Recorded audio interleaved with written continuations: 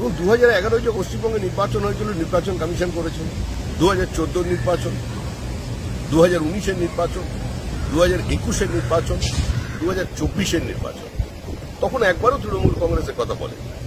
কিন্তু আজ যখন ওখানে এসআইআর শুরু হয়েছে বিহারে, তখন মুখ্যমন্ত্রী আজকে বলছেন যে নির্বাচন কমিশন চোর, তৃণমূল কংগ্রেস বলছে। এখন মুখ্যমন্ত্রী যখন বিরোধী অবস্থানে ছিলেন তখন তো 28 লক্ষ ভোটারের নাম বাদ দিয়েছিল, তখন একবারও বলেনি নির্বাচন কমিশন চোর।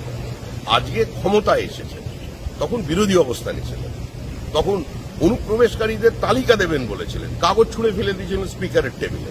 আজকেই বলছেন অনুপ্রবেশ বলে কিছু নেই, সমস্ত বাংলাদেশিকে, সমস্ত মৃত ভোটারকে আমাদের ছেড়ে রাখলে হবে না, সবার নাম ভোটার লিস্টের মধ্যে রাখতে হবে। এটা চলতে পারে না।